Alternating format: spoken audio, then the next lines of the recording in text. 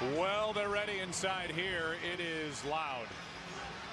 And it's usually a little different when the Redskins come to town, as it is for Washington at home when the Cowboys come to play in their stadium.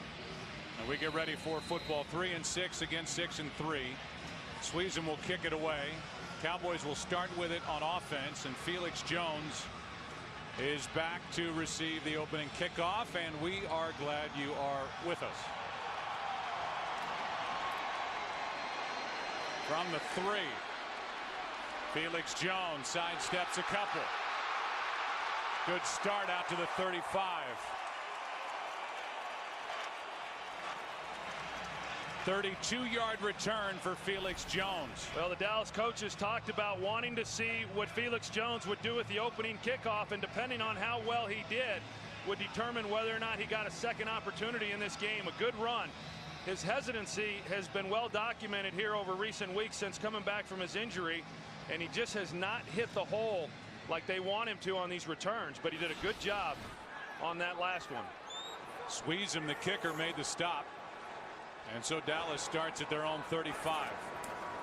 Coming off a disturbing loss for the Cowboys with the way they had been playing at Green Bay, as Marion Barber carries it over the left side for 5. London Fletcher, who was Pam's pregame guest down on the field, made the stop. And here's a look at the offense, and we'll talk about Doug Free, a third-year player, former 4th-round draft pick out of Northern Illinois, who makes his first start at right tackle. Yeah, and we saw play 1. They run the ball to the left side, and my guess is because of Doug Free making his first start on that right side, that when they do run the ball, it'll be heavy to their left. Play action from Romo, and this one is for Witten, and what a good play made by H.B. Blades. No gain. Blades was right on his back. Witten made the catch. And here's a look at the defense, and the big hole up front is the loss of Albert Haynesworth. $41 million guaranteed to bring him to Washington, out with a sprained left ankle. Yeah, and this was the type of game that they brought Albert Haynesworth into play. I mean, against the Dallas Cowboys, an NFC East opponent. And it's a big loss not having him. Of course, the outside rushers that they've got with Andre Carter and then Brian Arakpo, the rookie, they've been outstanding. 3rd down and 5.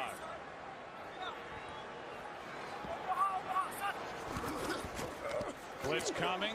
Dallas picks it up, and this one is tipped and nearly picked by London Fletcher. Off the hand of Jason Witten.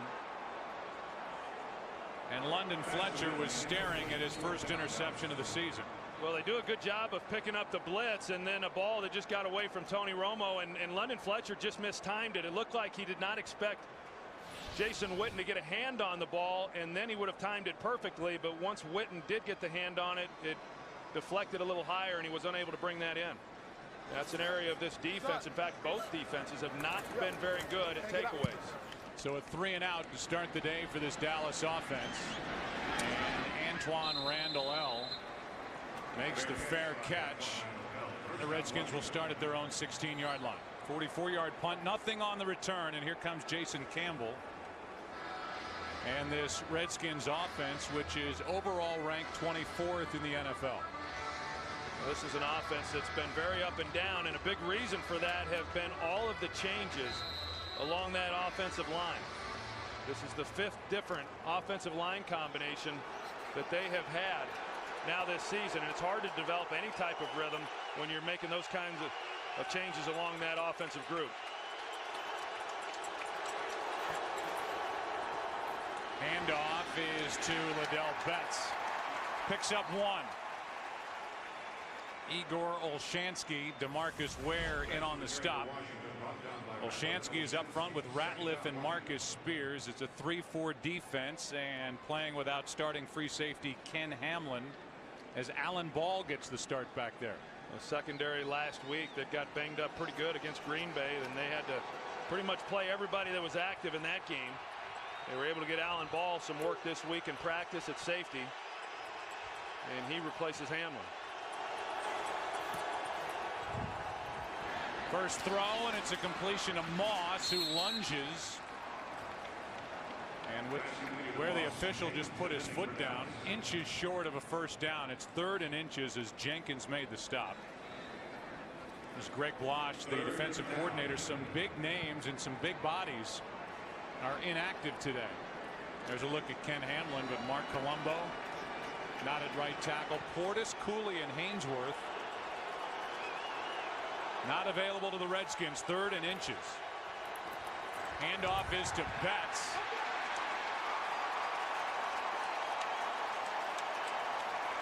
And I don't think he got it. Keith Brookings stuck his nose in there. It's 4th down. And a 3 and out from the Redskins. Yeah, Keith Brookings, the middle linebacker, he just hits it and is able to make the play and just did not go backwards. I mean, typically when you're coming in to fill that hole, the running back's got a head of steam coming at you and you can move the pile a little bit, but Brookings just did not budge at all. So now the punt from Hunter Smith, who threw a touchdown pass last week against the Broncos. Longtime Colt. Here's Creighton on the return. Little room to move, and in that little tug of war of field position, over the first 8 games of the season, the Cowboy offense went 3 and out a total of 12 times. They went 3 and out 4 times last week at Green Bay. 3 and out first time they had the ball today. Here's Marion Barber.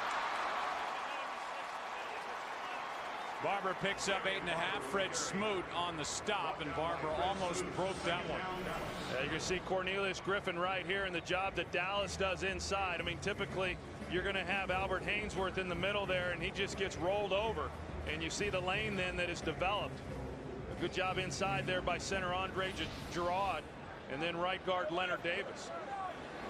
You've got the entire world screaming for the Cowboys to run the ball more. And the biggest presence for the Redskins on their defensive line is not active. Here's Felix Jones carrying for 4, and you and I talked about it coming to the stadium today. Jason Garrett with all the pressure on him. Wade Phillips talked about it. Jerry Jones talked about it. Call-in shows, sports writers, everybody's saying you abandoned the run, Jason Garrett. Get back to it. And we've seen it, well, everything but one play so far in this game. Well, even the first possession, they ran it to Marion Barber on 1st down, got 5 yards, threw it on 2nd, nothing, and then had to punt after the incompletion on 3rd down. So heavy run, I would expect. Here's another one. Here is Felix Jones over the right side on 1st down, gets 7. I said all but one. Actually, that one completion to Witten for no gain, then the incompletion on 3rd down. Otherwise, Troy, it's been on the ground and it's been big chunks for the Dallas offense. And we've seen now Felix Jones get a couple of opportunities, and I think that's the one area where some people were disappointed that he didn't get more opportunities last week in that loss against Green Bay. Not that he needs to have the ball every time he's out there, but they would at least like to get him 20 to 25 snaps a game. He's been well below that since coming back from his injury.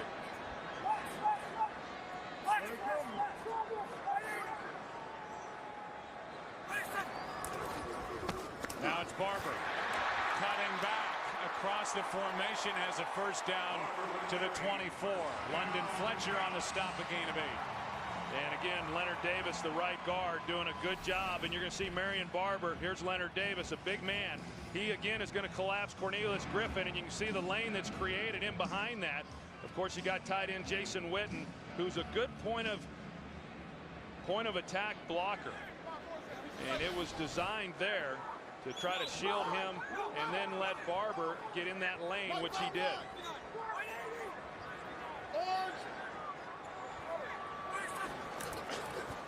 Another run. 5 straight. Marion Barber picks up 8. So that's 5 straight carries for 37 yards to open this drive. Yeah, and I think you've got to look at where those runs are hitting too. They're hitting right in the middle. I mean, we've shown they're doing a good job on Cornelius Griffin, but the other guy who would be there is Albert Hainsworth. That's not lost on Jason Garrett, the guy calling the plays. You got a big body like Albert Hainsworth not on the field. You know, that becomes an area then that you try to attack. Inside the red zone now. Cowboys 1 touchdown in the last 5 red zone drives. Barber. Ball comes out. Picked up by the Redskins. Romo makes the tackle. He's flat on his back as Hall comes out of there, and the Redskins have the football, and Romo is injured. Marion Barber fumbled it. They're still checking on Romo and his back. On the sideline for Dallas, Marion Barber, his first fumble this season. He fumbled it 7 times last year. And now penalty flags and a false start. Number 7. And Stephon Heyer, First who's down. back at right tackle, guilty of the false start. Let's go back to the fumble. And as you're going to see, I mean, Marion Barber clearly is off the ground when the ball comes out. I couldn't tell exactly what happened to London Fletcher there, but at the end of this play, when Romo goes to make the tackle, he takes a knee right there in the back, which was right below his rib protector, and that's what they were checking on the sideline with him, with the medical staff. For D'Angelo Hall, his 5th takeaway this season. 4 interceptions now, a fumble recovery.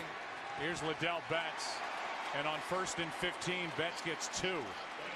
The story with Betts, as he makes his 2nd straight start. Last week, he made his first start since December 30th of 06. He carried it 26 times for 114 yards. He's made 12 starts in his NFL career. 7 times he's been over 100 yards for a game. He's been playing behind Clinton Portis, who's missing his 2nd straight game, out with a concussion. 2nd and 13. Play action from Campbell, and the pass incomplete, and DeMarcus Ware was right in the face of Jason Campbell when he spun around. It's 3rd and 13.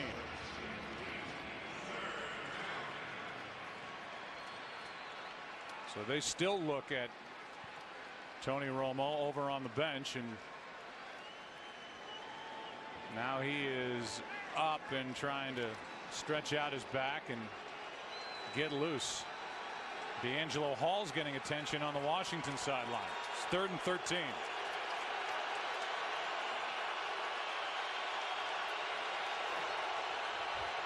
Quick setup. The throw's not there, and Jason Campbell somehow stays on his feet and completes it to Thomas. What a good play by Jason Campbell as he got away from DeMarcus Ware and threw one for 27 yards. Yeah, because initially there was nowhere for Jason Campbell to throw the football, and DeMarcus Ware comes underneath, and I thought they were going to whistle that one, but Jason Campbell kept it alive, and once he started to scramble, there was a little bit of a letdown in that Dallas secondary, which allowed him then to find an open man. Dallas just going with a 3-man rush, 8 in coverage. A good job by Jason Campbell of keeping it alive and then finding the open man. 10th catch of the season for Devin Thomas. 27 yards and a first down. Handoff is to Betts, running right. Nothing there. Cuts it back. Brady James on the stop after a gain of 2. And then Liddell Betts is a little bit slow to get up right now also, and as he comes hobbling off to the sideline, and they'll go with Rock Cartwright. But so far in this game, Washington's not gotten much movement in that offensive line, and here's the play at the end. It looks like, you know, he got rolled up there on the ankle by Brady James. He's been bothered by a bad ankle, and he's really struggling to get back to the sideline. D'Angelo Hall, they're saying a knee contusion. That's what they're looking at on the Redskins side. Here's Campbell out of the shotgun. Over the middle, and the pass broken up. Incomplete for Santana Moss. Jenkins on the coverage. Moss hops up looking for a flag, doesn't get it, and it's 3rd and 8. Yeah, Dallas, they brought a little pressure, locked up man-to-man across the board, safety high, and then it's just one-on-one. And they've got their best wide receiver, Santana Moss, against Mike Jenkins. And Mike Jenkins in pretty good coverage. You know, Mike Jenkins is a 2nd-year player and has really had a heck of a sophomore year. Struggled last year and has come on here in recent weeks. 3 interceptions over his last 7 games. It's 3rd and 8.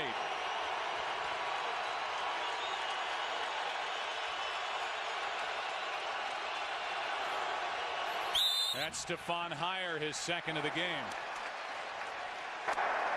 False start. Number 74. Offense.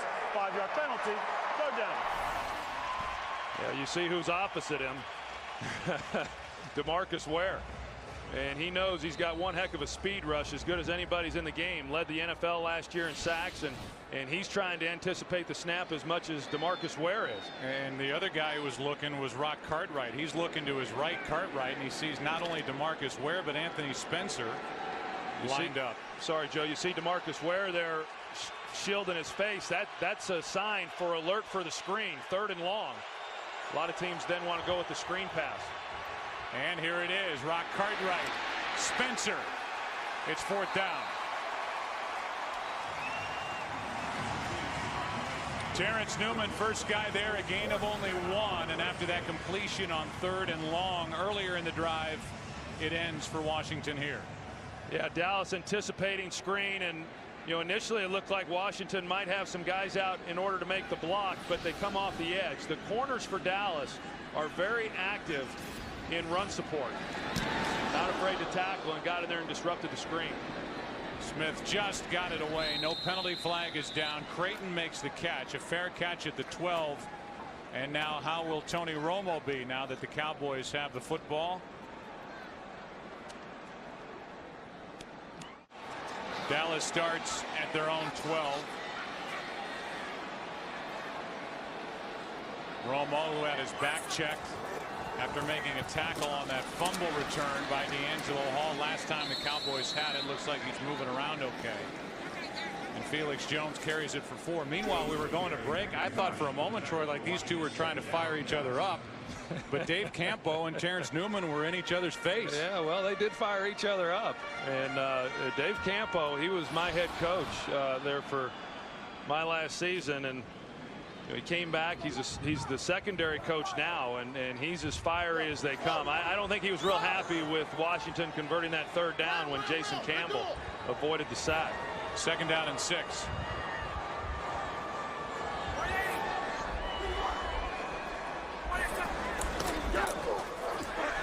Romo in trouble, throws and completes to Bennett. All right, Kurt, thanks. Well, last week New Orleans had their hands full with St. Louis, and now they're trailing early at Tampa Bay. Here's Felix Jones on a toss running left, and he is across the 30 to the 31. Picked up 7 where Fred Smoot made the tackle for the Redskins. I think whatever message was sent by the owner and the head coach to play caller Jason Garrett was heard, as we've seen a lot of Felix Jones here early. Yeah, and that's pretty much what I expected. There was I don't want to say a knee-jerk reaction, but it certainly seems that when you're heavily criticized in one area, then the next week you come back and you try to kind of correct that, and everyone coming into this game thought that they were going to get a heavy dose of the run. 2nd down and 3. And it depends on the spot as Felix Jones picks up about 2.5. Looks to be short of a 1st down. Let's go down to Pam Oliver. Well, Joe, how excited was Jim Zorn about the spark Liddell Betts provided the run game? Well, that enthusiasm has been dampened. Liddell Betts has a knee injury significant enough that it warrants him to be done for the rest of the day. Wow. Back to you. Well, there's news. So now it falls to Rock Cartwright, Quinton Ganther. That's all that the Redskins have left at running back. Reset ankle. It was a knee, and Marion Barber picks up a Dallas 1st down. Here's the injury to Liddell Betts. And he is finished for the afternoon. Yeah, and that's a shame, too, because he has really provided this offense a great deal here over the last 6 quarters and gave them a burst and a toughness in that running game that had been lacking, primarily because of the nagging injuries to Clinton Portis. And now the game plan's probably going to have to change a little bit. I mean, they're still going to run the football, be a little different with Rock Cartwright, but I think more of the load now clearly on Jason Campbell. Big toss, and the pass is tipped and nearly intercepted by Rocky McIntosh. Well, that explains why the Redskins came into this game as the worst defense in the NFL in terms of takeaways. They've had 2 opportunities now for interceptions that have hit them right in the hands and have failed to make the play. I mean, it does not get any easier for that. Of course, London Fletcher missed out on the opportunity there on the first possession. They did get the fumble from Marion Barber, but they should have had 3 takeaways already in this first quarter. Anthony Montgomery tipped it at the line. It's 2nd and 10. A little misdirection, and it's Barber over the left side, lowers his shoulder and picks up 4. London Fletcher on the stop. Bring up 3rd down and 6 for Dallas. You know, you look at Washington on defense, and they've been awfully good against the pass. Now, some of that has been, you know, who they've played. Some of it has been the teams have gotten out ahead of them, and so they've run the ball a little bit more. Run defense seems to be where they're susceptible. So, you know, from that standpoint, and in addition to not having Albert Haynesworth, it's not surprising that Dallas has come into this game running the football and having some success with it. Already 66 yards on the ground for Dallas. They've got 3rd and 6.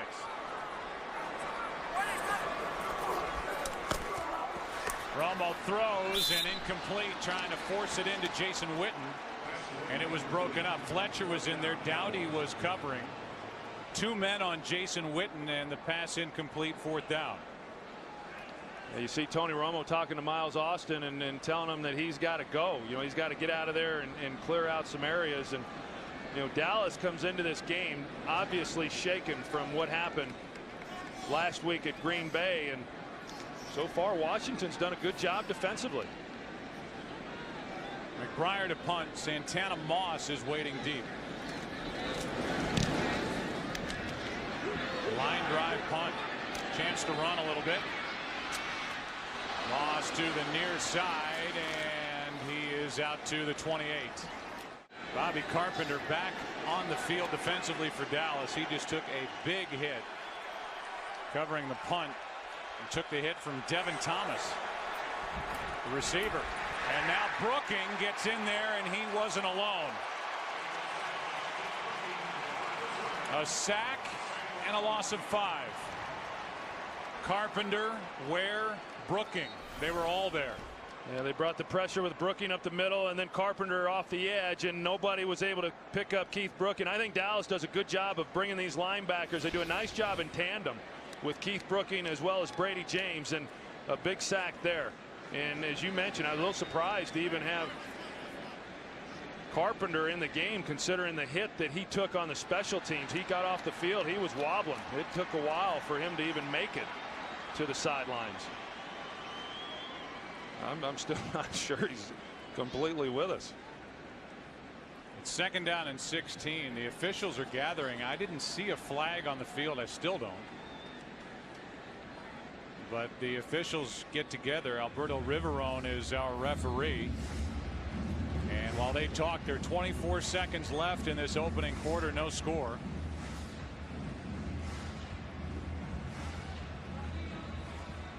So whatever happened, we'll find out now. Illegal use. Number 41. Receiver. 5-yard penalty. Automatic first down. So it's against Terrence Newman. That's a call that went against Troy, this Dallas secondary, a lot last week at Green Bay. That's right, and they spent this week trying to clean it up, and you see the left hand that went to the face mask. Pretty good pickup there by the official, actually. You know, you can't go to the face like that, and you called it, Joe. Last week they had a number of those penalties in the Green Bay game. It kept drives alive, and now you eliminate a sack, you know, and you give Washington a first down. It's the first Dallas penalty of the day. They've had 21 over the last 2 games, and it wipes away that sack. A couple of the banged up Redskins. Liddell Betts is out for the rest of the game with a left knee injury. D'Angelo Hall has a knee contusion. The official word on Romo, when they checked on him, a left hip contusion. But he's come back since. Now it's 2nd down and 8, and here is Rock Cartwright. DeMarcus Ware can't make the tackle. Brady James does, a gain of 6. Here's Rock Cartwright, Troy, who coming into today, just 29 rush attempts and 97 rushing yards over the last 4 seasons. 41 of those rushing yards last week against the Denver Broncos, and there's his season, and now he's going to be the featured back against the Dallas Cowboys. Yeah, and I've always liked him. I mean, you're right. He hasn't gotten a lot of carries. That last run probably should have been stopped for about a 1-yard gain. Does a nice job of getting more out of it. But disappointing that Ladell Betts, given his opportunity to be the guy, goes down with the injury. Here is Cartwright, makes the catch and turns it into a first down. What a play by Cartwright. And Mike Jenkins, who you see that bandage around his left bicep, he got hit in the left arm last week and had to come out. He's back in the lineup today, but a great job there of Jason Campbell laying that over the top and giving Rock Cartwright a chance to make the play, and then Rock Cartwright even breaking some tackles to pick up the first down. Been a tough couple weeks on Mike Jenkins physically. Now Quinton Ganther is in at the running back spot. Play action to Ganther, pressure on Campbell, and he throws, nearly picked by Skandrick. Pass intended for Kelly. Skandrick flashed in front. It's 2nd and 10. Yeah, there's Kelly and Orlando Skandrick on the outside, and there wasn't a whole lot there. I think if Jason Campbell had been able to stick that one on him a little bit, maybe back shoulder, he's got a chance. Going back to last week's game, I thought Jason Campbell was pretty erratic for the most part, particularly early in that game. And part of it is that he's just been under so much pressure this year. Here's Ganther, and in the middle of it, Siavi makes the play. Well, some of these division races are about over, but the wild card's going to be real interesting here over the next 6-7 weeks. It's 3rd down and 8. A blitz coming from Dallas. Carpenter off the edge. Pass complete to Moss. Campbell hung in there long enough. He found Santana Moss, good for 18 yards and a Washington first down. What a job by Jason Campbell, hanging in there, knowing he's going to get hit, and just hanging with it as long as he could and as long as he had to in order to make a good throw. I mean, just an excellent job on his part. And I spoke about it just a moment ago. Jason Campbell has been hit an awful lot. They'd like to get the ball into the hands of Santana Moss more. They'd like to get into his hands down the field a little bit more. They have not done a real good job of that. And a big part of that is they've just not been able to hold the ball long enough to let him get down the field. 18 yards on 3rd and 8 for a first down, and now Cartwright over the right side. Skandrick makes the stop, a gain of 5. This is a Washington team that's converted a 3rd and 13. They're 3 for 5 on 3rd down, 2 for 2 on this drive, and now they're at the Dallas 25, threatening to score the first points of the day. Well, they've made some nice plays here. Jason Campbell has the one to Rock Cartwright to pick up the first down. This last one to Santana Moss, and go back to the hands to the face by Terrence Newman and how that eliminated a sack. This drive probably is not where it's at right now if that penalty had not have occurred. 2nd down and 5. Campbell's in trouble, and a sack for Dallas. Ware and Brooking. I didn't think the offensive line was too bad, actually, in protection. Great coverage, though, by Dallas. Man-to-man coverage across the board, and just nowhere to go with the football. You see it, and even though he had some time, here's where they're trying to get the deeper throw. At times, they've had people open, and Jason Campbell has missed them. This time, they try to get the ball down the field, and nobody's able to get open. And the Dallas Cowboys come away with a sack. Thought it was interesting what Jim Zorn said about Campbell. He said he's had so much pressure on him this season. Who you rooting for? If you're rooting for the Redskins, you're hoping for something big on 3rd and 14. Just a 3-man rush and an underneath handoff to Cartwright. Cartwright takes it to the 27, and they take a little bit of the pressure off Sweezum. A gain of 8. Ball and James were there to make the stop. Yeah, it took a lot of pressure off Sweezum because I think it was a good call. 3-man rush, 8-man in protection. They run the draw play, and they pick up some pretty good yardage there that gets them into field goal range. I don't know that they give it a shot from where they were initially, but now they're within his range. Sweezum hasn't missed this season. Last year, an NFL high 10 misses. 45-yard attempt is perfect. And it's the Redskins who score first here this afternoon against the Cowboys. 3-0 Washington. 3-0 Redskins with 10:22 left in the half. Felix Jones is waiting for the kick from Sweezum, who just hit from 45 yards. Now 13 for 13 on the year.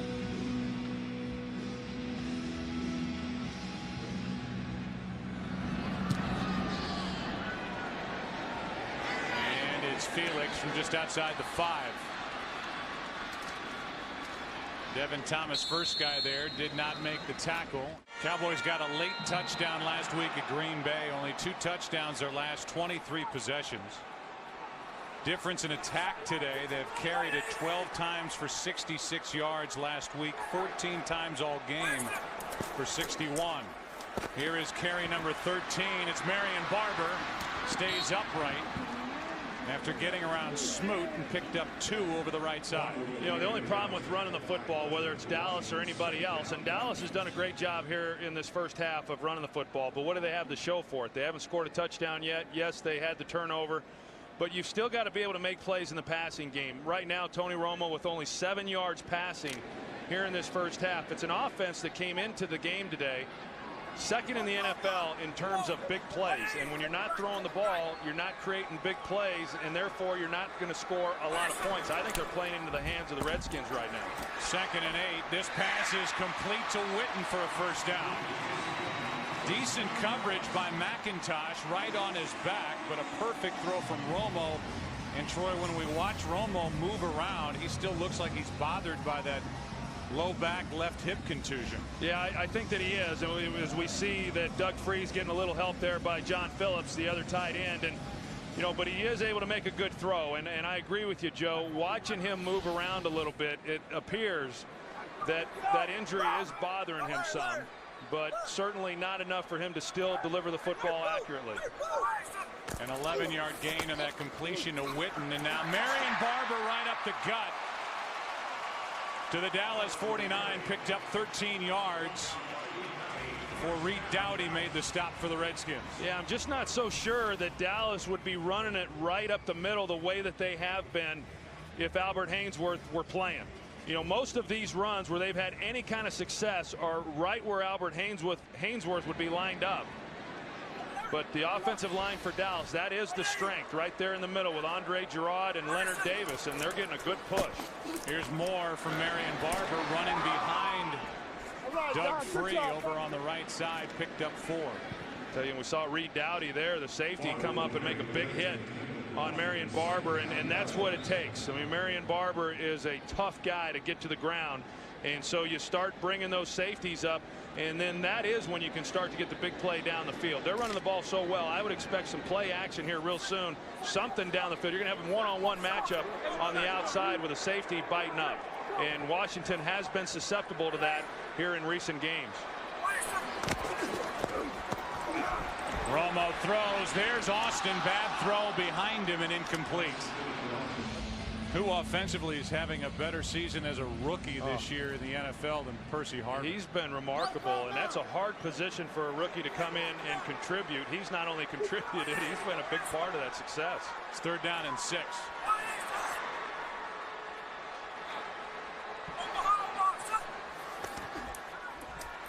A pocket for Romo, who throws high, and it's dropped by Roy Williams.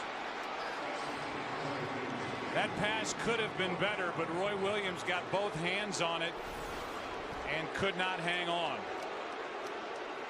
Washington plays a cover 2 shell, and that's the hole. You know, a ball that gets away from Romo, but a ball that Roy Williams can catch. You know, you see he gets both hands on it, and he's just unable to haul that in. Of course, last week he had the big drop. He had the shield on and said it got into the lights, but you know, that was a significant drop. But should have had a better throw, but still a drop that would have earned them a first down. So McBriar hits it end over end and calling for a fair catch. You see Roy Williams here after that last 3rd down play. He does not have the clear shield that he had last week in Green Bay. Of course, after he dropped that pass, he took it off, but he is not wearing it again in this game. Here is Rock Cartwright making moves, and a big run for Rock Cartwright. Brooking forces him out. And a drive that starts at the 14-yard line for Washington, up by 3. First play, 34 yards for Rock Cartwright. Yeah, and that's something that Washington has just struggled with, being able to create some big plays within their running game, but he does a good job of getting in behind that offensive line and then recognizing where the cutback lane was, and Santana Moss getting into the action also. Of course, a missed tackle there by Alan Ball, who we said earlier in the game he's making the start at safety for Ken Hamlin. Ken Hamlin, who had been struggling this year, had been a pretty good player in run support. That time Alan Ball failed to make a play. And now on first down, Campbell just flips, and that's an incomplete pass. Incomplete pass with pressure, Spencer and Olshansky. Spencer keeps coming close, but he still has yet to record his first sack. Yeah, you know, and he's actually had a good year. I think that when you're talking about pass rushers, you immediately look at the sacks and you see that he does not have any. And then you consider the fact that so many guys are having to block DeMarcus Ware on the other side. But Anthony Spencer's actually had a pretty good season. Very good against the run. Last week he had a couple of opportunities. Aaron Rodgers got the ball out of his hand just in time. And he is frustrated about not having had a sack, you know, here in the 10th game of the season. Quick throw, and there's Spencer getting up to knock it away. Devin Thomas, the intended receiver, and that was pretty easy for Anthony Spencer. Yeah, Levi Jones, who's making his second start after being out of football for the entire summer. He's just got to get his hands on the ground. I mean, anytime you're throwing the quick pass like that as an offensive lineman, you've got to come out and hit the defensive end so that he's not able to get up and block the pass, as we saw from Anthony Spencer. And Levi Jones is, you know, amazingly out of football. He started 10 games last year for the Cincinnati Bengals, was an early round pick back in 2002, 10th overall as a matter of fact, but did a nice job last week in that Denver win. It's third down and 10. Underneath it's Cartwright, and Rock Cartwright is wrestled down at the 46. Short of first down yardage, Stephen Bowen and Orlando Scandrick made the stop. But I think overall that was a pretty good possession for Washington. They're backed up. They get the big run there by Rock Cartwright. Now it bogs down on them here at midfield, but they're able to now shift field position, which I think is real important, particularly when you've got a defense that has been playing as well as Washington has. I think that the longer this game goes as a close game, the better opportunity I believe the Redskins have for an upset. Hunter Smith hits it end over end. Creighton lets it go over his head and now into the end zone. Well, there's the play selection. 15 running plays, only 8 through the air, but it's 3-0 Washington as the Redskins lead with 6:06 left. And by running it that much, you shorten the game, which is what Washington wants. Here is Felix Jones bouncing it outside, and he is flipped by D'Angelo Hall. Gain of just 2. Good job by D'Angelo Hall. Well, I think we're seeing more and more corners in the league that are coming up and willing to make tackles in the run game. There was a time, in fact, I played with one of them in Deion Sanders. You know, Felix Jones landed on his head there, but you know, rarely would you find a good cover guy that was willing to come up and really stick his neck in there on a running play, and yet D'Angelo Hall did right there. Of course, earlier in the season we saw where he turned a few down, but a nice play there on Felix Jones in the open field. You saying Deion Sanders didn't like the tackle guys? Well, he said they were business decisions. Second and 8. Romo down the middle, and there's Bennett, his second catch. And the big tight end, who during camp was talked about being a weapon to pick up some of the slack with the departure of Terrell Owens, now has 12 catches on the year. Well, you're going to see him catch this ball. I mean, he cradles it. He doesn't use his hands, and you can see he's waiting to get hit. And not the confident receiver that we had seen throughout training camp. I mean, he made so many plays back in preseason, a lot of expectations coming into this year, and makes a big play there. But you could tell that just still a little uncertain about catching the ball. He's had some drops this year. Delayed handoff to Felix Jones, and a nice gain on first down of 6. This, by the way, is a Washington defense. Over their last 3 games, they've allowed 7 plays of 30 or more yards, 6 for touchdowns. So while overall the stats are good, over the last 3 games, it's been 3 individual performers who have done it. Deshaun Jackson with the Eagles, Michael Turner, 2 big runs from the Falcons, and then Brandon Marshall last week had touchdowns of 40 and 75 yards at the Redskins.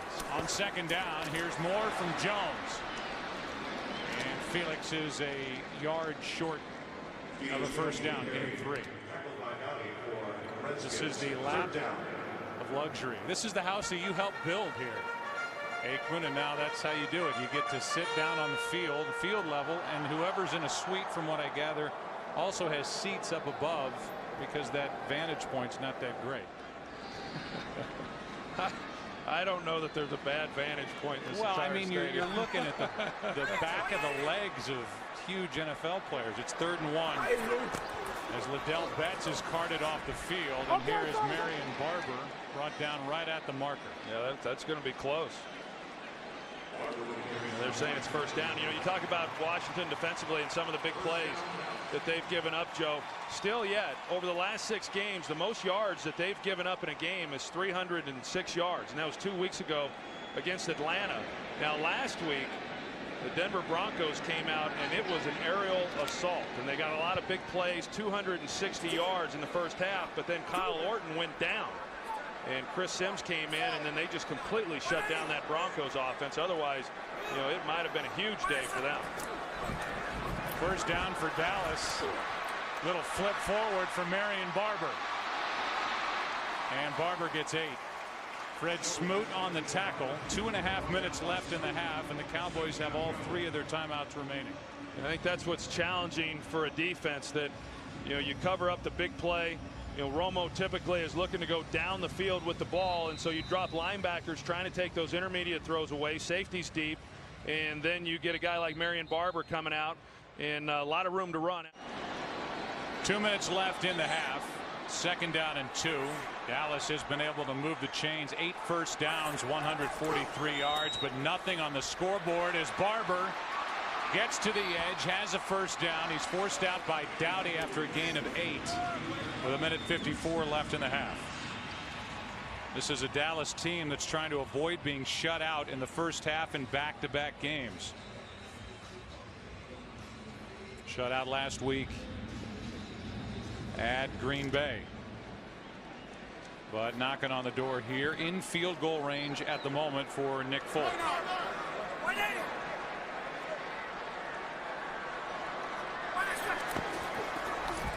They have bigger ideas than 3 points as this pass is incomplete, but a penalty flag as Witten looked to have been held by Doughty, but there are 2 flags down on the field.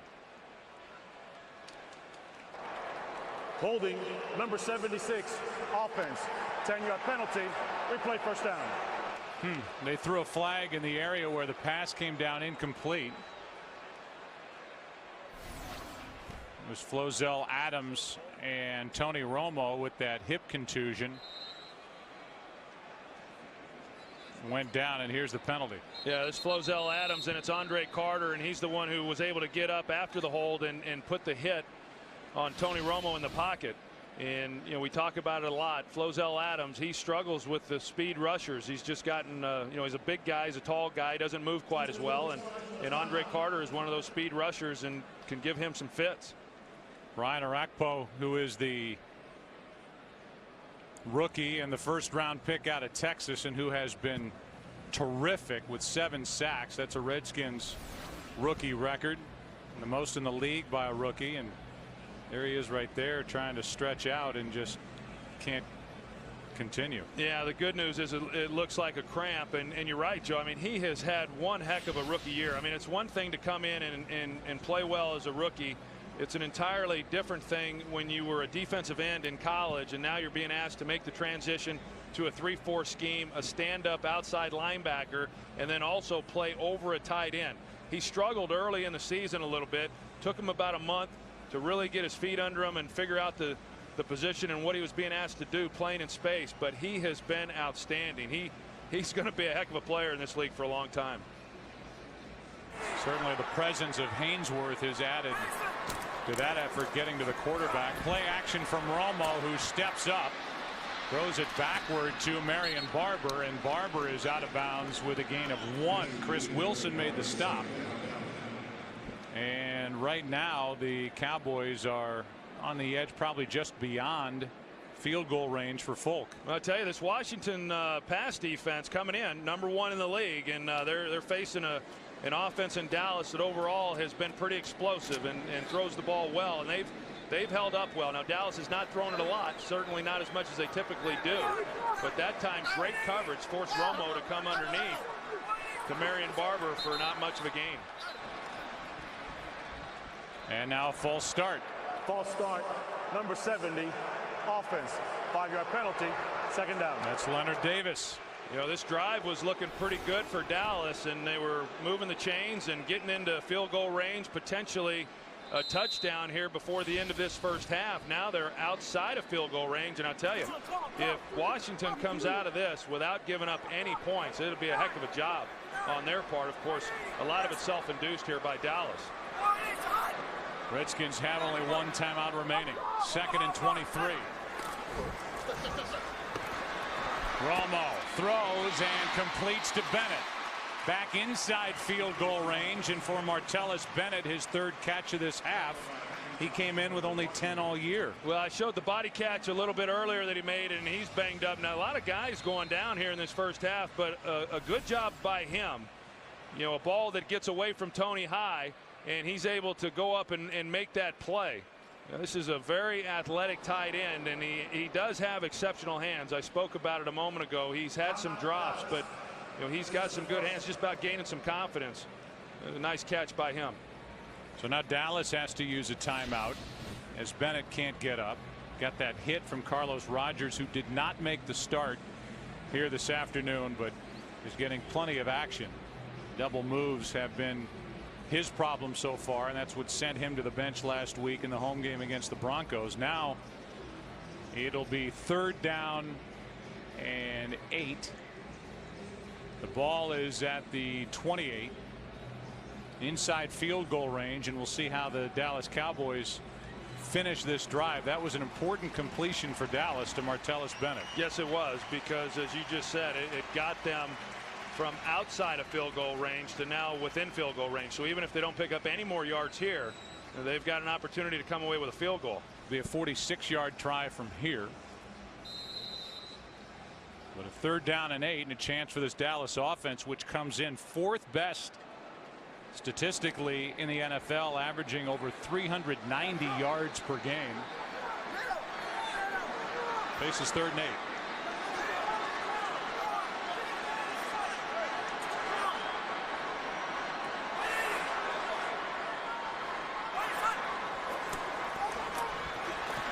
Romo down the middle and off the hands of Roy Williams. Well, Ron Landry was back there for Washington. Williams got his hands on it, couldn't pull it in. And now the field goal try from Folk. You're going to see the blitz here by Washington, and Dallas does a good job of picking that up. And Tony has time, and he's got an open receiver. And just like the previous throw that he tried making to Roy Williams that they were unable to connect on, ball that got away. Right, Tony has missed some here in this first half, and they've all been high, the ones that he's failed to complete. Roy Williams does not have a catch. 10 over the last 2 games combined. And here's a 46-yard try that is missed wide to the right.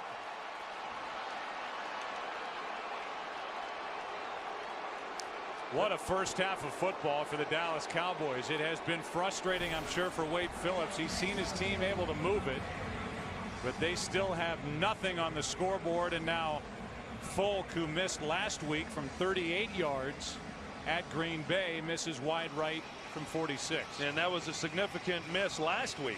You know, completely changed momentum. Now this one does as well. You're able to tie the game up, but now not only do you not get the 3 points, but you give the ball to Washington with still plenty of time on the clock with great field position.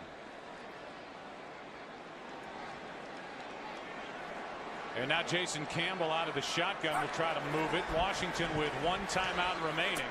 Pass is complete to the tight end Fred Davis. And the 2nd-year pro out of USC picks up 17. Brady James on the tackle. And we're under a minute to play. Campbell throws and completes. That's Santana Moss.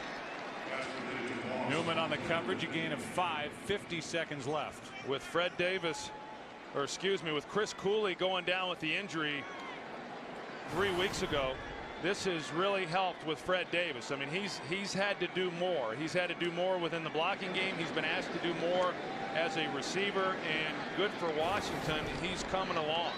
I mean, a guy with immense talent, and especially since that injury to Chris Cooley, he has grown each and every week, in a nice route on that previous catch. 14 catches over the last 3 games coming in. It's 2nd down and 5, and the pass incomplete for Antoine Randall. A dangerous throw, and Alan Ball was there defending for Dallas. Yeah, I don't think Antoine Randall wanted any part of that one, or if he was going to get it, stick it on me. But I've got Alan Ball over the top, and you lead me upfield, and I'm going to take a pretty good lick. And that's where, I understand what Jason Campbell was thinking. If he can get it on him quick, then he's got a chance to pick up that 1st down. But just let him up the field where Randall did not want to go. So now 3rd and 5, and the Redskins are outside field goal range at the moment. And Dallas showing blitz here.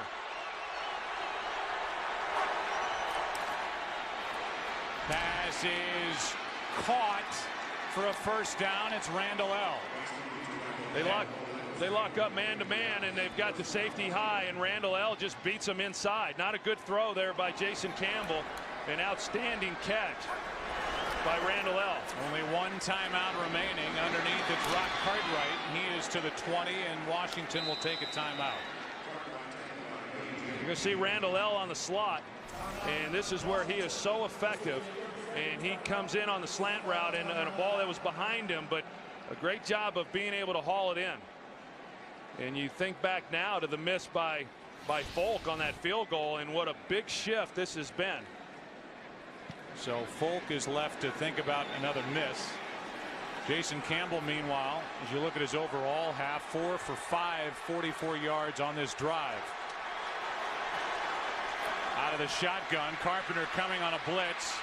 Campbell gets outside and hops out of bounds. And I don't think he threw it away. He didn't get it out of his hand, so he takes a sack, and there was no use for that. I mean, no need for Jason Campbell outside the pocket not to get the ball out of his hands. Just not a real smart play. I mean, they bring Bobby Carpenter off the edge. They don't block him at all, so immediately Jason Campbell's having to run, but just throw it away. And it was questionable. I'm not so sure you don't challenge that. Well, it would come from the booth as to whether he got the ball out of his hands. It costs 5 yards of field position. It brings up 3rd and 6. I'm a little surprised that the booth isn't taking a look at that. It looked like it was close enough to take a look and see, was his foot on the line prior to the ball being thrown out of his hands, and now they are. Oh no, now it's a delay of game. It's a delay of game. Delay of game. Offense. 5-yard penalty. 3rd down. Redskins are saying that they never reset the play clock, and this moves the ball back to the 30. Remember, Washington does not have a timeout remaining, and it's 3rd and 11. Well, we can't blame Jim Zorn for that. He's no longer calling the plays, so that bullseye's on Sherm Lewis. And now the Redskins won't play with it any longer. They bring their field goal team out onto the field. A 48-yard try coming from Sweezum, who's hit from 45. And now, I believe, the previous play will be reviewed. And you get your wish. They're going to review the previous play. Meanwhile, what's transpired since then is a delay of game call, which has moved the ball back a total of 10 yards, since it looked like Campbell may have thrown that ball away. Well, let me just ask you this. I mean, if they're now going to go back and review this play here, even, I mean, it looks to me like the ball might have been out of his hands. And even if it's not, does it still warrant a delay of game penalty on them if they're going back to review a play that in essence happened 2 plays ago? You know what I'm saying? Yeah, I do. So to me, the fact that they're going back to review a play that was, it was the previous play, but the next play was the delay of game penalty, that regardless, the simple fact that they're reviewing it should mean that there then is no delay of game penalty, which would move the ball back to the 20, and it would be 3rd down and 1 at the 20-yard line. And that's about as animated as you're going to see Wade Phillips. Well, he's saying if you're going to review it, your clock ran out. The time when you had a chance to call that from the booth has expired. Since then, there's been, as you said, a delay of game call. It's moved the ball back to the 30. In essence, you would gain 10 yards of field position if they overturn the call on the field, and it would be 3rd down and 1 from the 20, and if nothing else, make it easier on the field goal try for Sweezum. Right now, the Redskins, if they don't reverse the call, are looking at a 48-yard try. And you know, I got to tell you, I think Wade Phillips, I think he has a legitimate complaint as well. I mean, I thought they should have reviewed it right away. I mean, that was a significant call. You know, saying Jason Campbell had not gotten the ball out of his hands prior to stepping on the out-of-bounds line. But I think that Wade Phillips makes a valid argument in that, hey, that burden was on the officials and you failed to do it. Meanwhile, there was a delay of game penalty.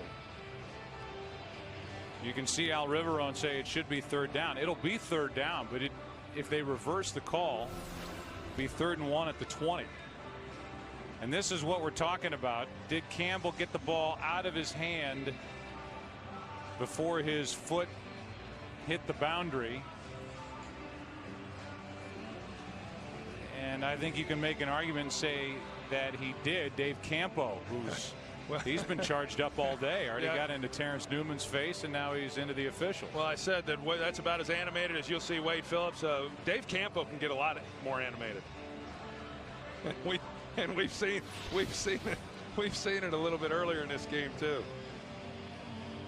You know, if you move the ball back to the 20, even with Washington not having a timeout left, you know, you have a more legitimate shot at taking a crack at the end zone and trying to get a touchdown here before the end of the half, as opposed to kicking a field goal. Well, and even if all this stays as it is, you know, I would think that they would want to take a shot into the end zone. They're just, you know, because they have not protected Jason Campbell, they're just so worried that, you know, he takes a sack, it's the end of the half, and so they don't even want to try to mess with it. I think a delay of this length, which has forced two things. One, you and I to talk on and on and on. And two, I think Al Riveron's trying to figure out where the football should be. And we'll get the call right now.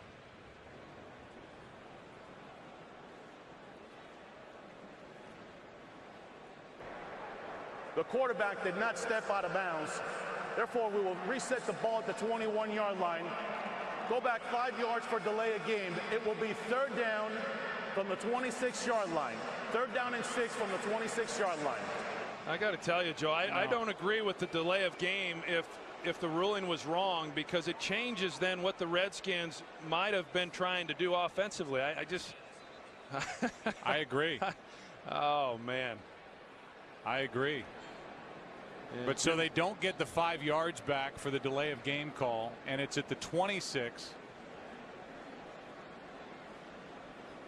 Jim Zorn obviously doesn't agree with it either. No, I agree with the Redskins now. Now if you're going to overturn the call, I think you go back and you put the ball back to where it would have been for the incomplete pass.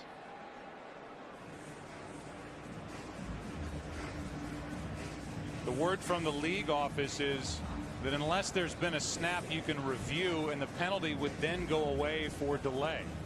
Would then go away. Yes. Yeah, and that's the argument that we're making. And you know, if we know that, you'd think the league would somehow be able to get word down to the officials. Well, either way, if they're going to keep the field goal unit on the field, you're just talking about 5 yards in length for the field goal for Sweezum. This is well within his range, and it's really not that big of a deal. If they're not going to take one more shot at the end zone, it's really not that important. If Sweezum were to hit the field goal. I talked about it a little bit earlier as far as, you know, the longer this game goes. I think that the longer it goes and it's a tight game, Washington has a real good chance of the upset, because they continue to gain more confidence while Dallas continues to get more frustrated. I think you can make the argument Redskins came into this game with more confidence than what the Cowboys did, and that's certainly going to continue to be the case as they go in here at halftime. I think all of us in the booth believe it should be 3rd and 1 at the 20. Instead, they move the ball. They have it at the 26. And now Al Riveron's going to be called over to the Washington side.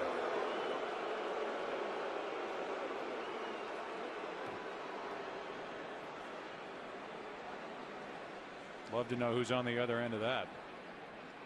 And Jim Zorn is still saying, if you give us the yardage back for my quarterback running out of bounds when he did indeed throw it out of bounds, you should move the ball back and I think what they're telling Jim Zorn now is that they are going to eliminate the delay of game penalty, and the ruling that we got from the league office has now been communicated to the proper people down on the field, and so it will all get sorted out. Just a matter of when. This has been over a 6-minute delay. Talk about delay a game. And now Wade Phillips, the focus is back on him as he continues to argue.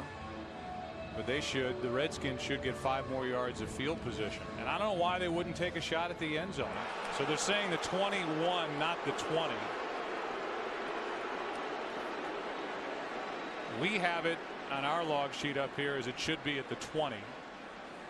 But it's the 21, and yet still Sweezum stays out there. And they're 15 seconds left. Yeah, obviously still a lot of time. Here at 3rd down, you can take a shot into the end zone. And even if you do take a sack, as long as you're not running around and continuing to lose yardage, you still are within field goal range. And I think this is just a Redskin team that's been a little bit snake bit over the year, and they're going to just try to come out of this with 3 points and be happy with a 6-point lead at half. Unless they try more trickery like they did against the Denver Broncos. 39-yard try is no good. So after all of that, now 10 seconds remain in the half, and it's a 3-0 Redskin lead. Well, it looked to me like the snap and hold was good, and he just yanks it. Yeah, that's a big miss. I mean, it's 3 points, but it's a big miss because now all of a sudden momentum completely shifted. If they're able to make that field goal and go in with a 6-point lead, Dallas looks at this entirely differently, and now you see the face there of Jim Zorn, the frustration. Sweezum just missed for the first time this season. It is the first time in 107 games that the Dallas Cowboys have been shut out in the first half in consecutive games. Cowboys will go in and try and fix whatever ails their offense. They've been able to move the ball, but they have not been able to put up any points, and they trail 3-0 here at the half. As we are set to begin the second half here at Cowboys Stadium. Dallas will kick it away. Washington will have it. Redskins are without Clinton Portis, now without Liddell Betts, who injured his knee early in the first half. Devin Thomas waiting for the kick from Beeler. Line drive, skips to Thomas from outside the 5. And Devin Thomas spins, stays on his feet. What a good return. Out to the 44-yard line is Devin Thomas. 39-yard return. That's his longest of the season. I'll tell you where he does a good job is hanging on to the ball. A lot of times when you have contact like this and you're able to break some tackles, you've got defenders that are coming in behind you. They're going after the football, and a lot of times you'll see the ball then on the ground. You see him come in with both hands, securing it, and a nice return by Devin Thomas, and giving this Redskin offense outstanding field position to start this second half.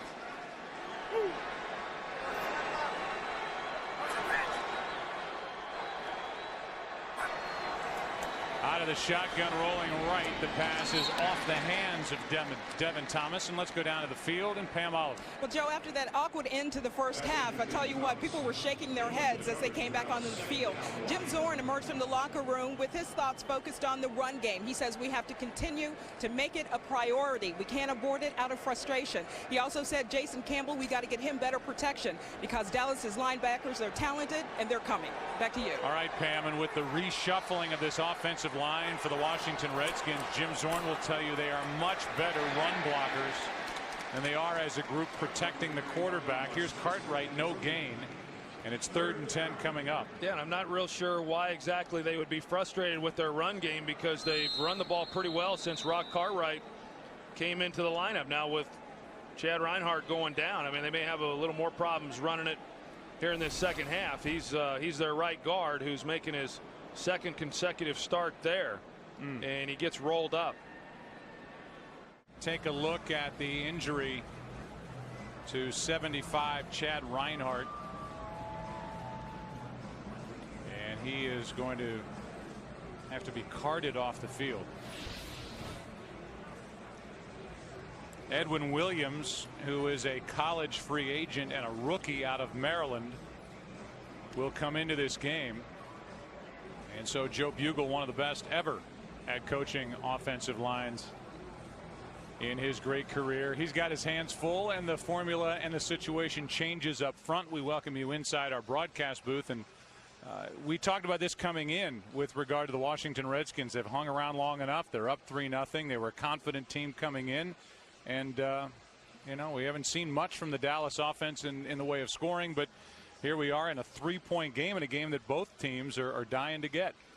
Well, as I've maintained, I mean, this is a Washington team. As this game remains close, they're going to continue to gain more and more confidence, and they're doing it shorthanded. I mean, they came into the game without Clinton Portis.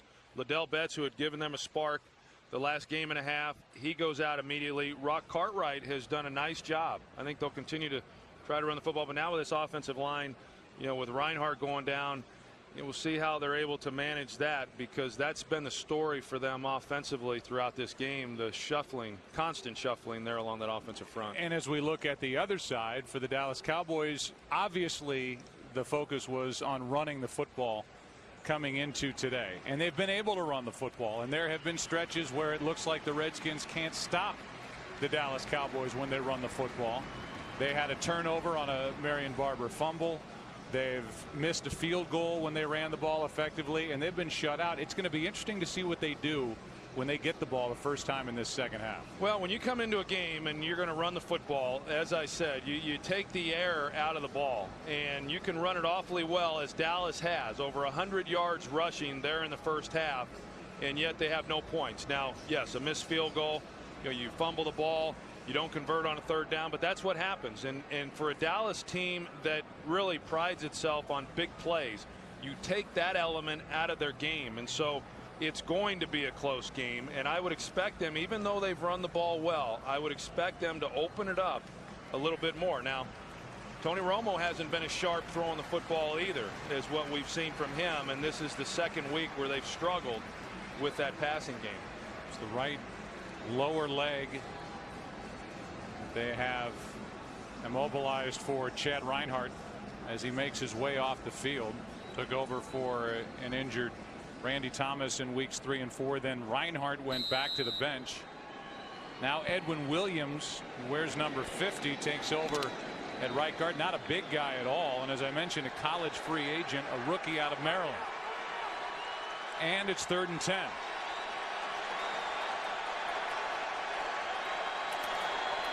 Just a 3-man rush, and the pass is caught right at the marker. That is Antoine Randall L, and it depends on the spot. Well, it looks like a pretty good spot there for the Washington Redskins, and they're signaling the first down, and a 3-man rush. They're still able to get a little pressure on Jason Campbell. He hangs in there, and this is a good catch. I mean, this ball is challenged. It's a high ball, and he's able to bring that down. From that angle right there, you'd say, wow, it looks like he's short of the first down. Maybe a favorable spot, but a good conversion there for the Washington Redskins. On 3rd down and 10. Here is Moss, and that's Newman with an immediate tackle. 2nd down and 11. And that'll be a false start on you name it. They all move. False start, number 76, offense, 5-yard penalty, 2nd down. They get Levi Jones, but everybody moved up front. Now it's 2nd and 16, so the Redskins start to go backward. We talked to Jason Campbell. He was talking about the well-documented shift in the play calling and Sherm Lewis coming in. And what's interesting, though, is his work week really hasn't changed much. He's still in communication with Jim Zorn like he was when Jim Zorn was calling the plays. In fact, he said he only says about 4 words to Sherm Lewis all week leading up to the game, which is mind-boggling to me. Trying to set up a screen. There's nothing there. Cartwright was close enough, according to Alberto Riverone. No flag for grounding, and there was big pressure by Ratliff right up the middle. Well, he clearly doesn't get outside the pocket. He's just going straight back, and then that ball's got to cross the line of scrimmage. I didn't see anybody in the area, and this crowd is being very boisterous, and they're wanting a intentional grounding penalty. Yeah, it looked like they were trying to set up a screen for Cartwright. You see 31, he got hung up, but I mean, he's not really close to the ball at all. And it's 3rd and 16. Pass is caught by Moss. Carpenter cleans up after James missed on the initial try on the tackle. It's 4th down. And the punt team comes on for the Redskins. Well, I know that's got to be pretty frustrating for Washington offensively to get the return to start this second half by Devin Thomas and then not to be able to do anything with it and come away with any type of points, but give the Dallas defense some credit. 4th punt of the afternoon for Hunter Smith.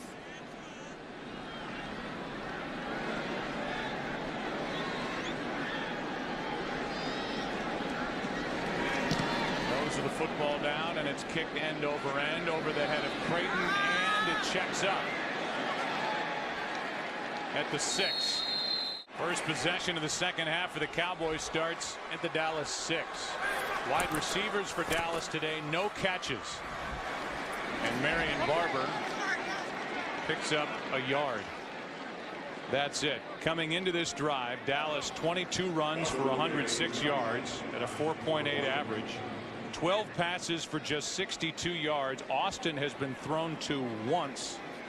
And Romo's 0 for 1 going in his direction. Yeah, it gets a little tougher. You know, the more games you play, the more success you have, and defenses start then rolling coverage your way and doing some different things. It becomes increasingly more difficult to have success, and that's why it's so impressive when you see some of the great receivers over the years do what they do week in and week out. On second down, Romo throws for Witten, and Witten's got a first down at the 20. Third catch of the day for Jason Witten, and that's good for 13 yards. Yeah, Andre Carter, they've got free out there on the outside, and he does a pretty good job. And then once he comes underneath, Carter that is, he gets a little help. And that was a nice catch by Jason Witten.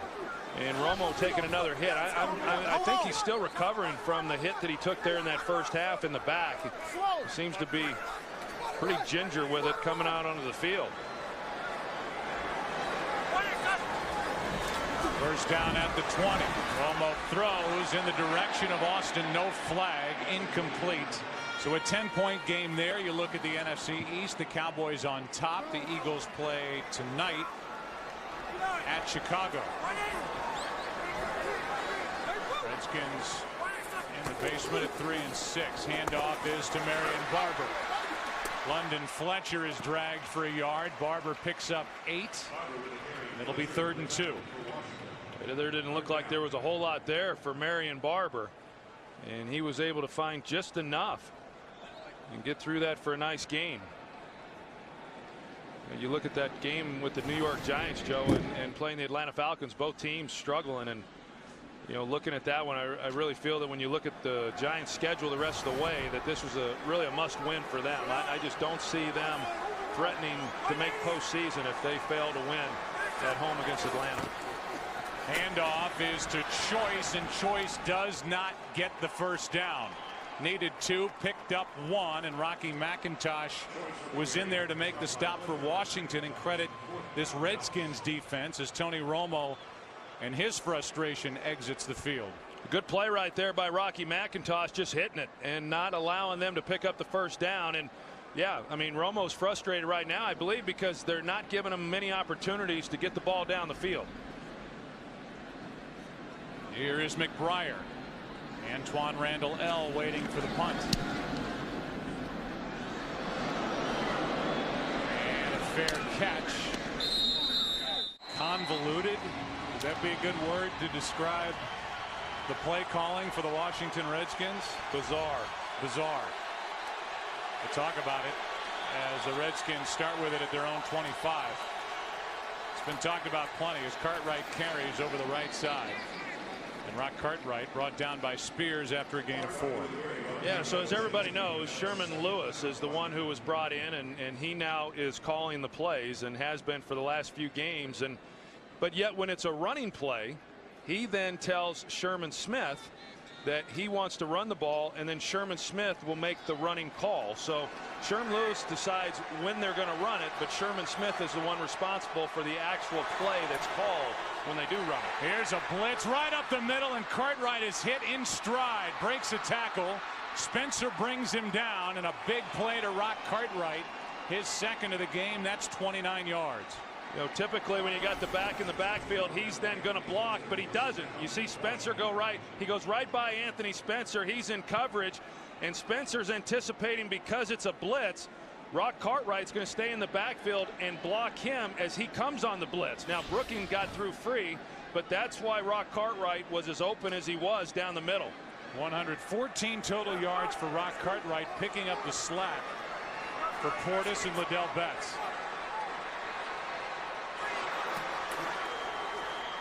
And that should be a penalty against Washington. Santana Moss, the intended receiver. Mike Jenkins in coverage. But Sellers was moving prior to the snap and going forward. Never reset. Illegal motion, number 45 on the offense. He was going forward at the snap. That penalty is refused. Second down.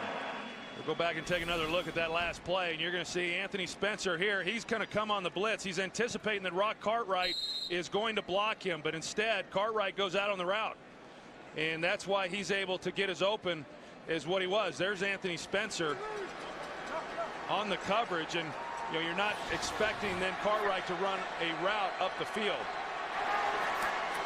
Redskins declined that penalty on the illegal motion. Here is Cartwright over the right side, no gain, and now it's 3rd down and 10. Yeah, well, you know, we've seen Washington get into good field position, and then they've just stalled. And a big part of that has been because of the penalties that they've had. Now, as you said, Dallas declined the last penalty, but they've been in a lot of 3rd and longs. Washington has.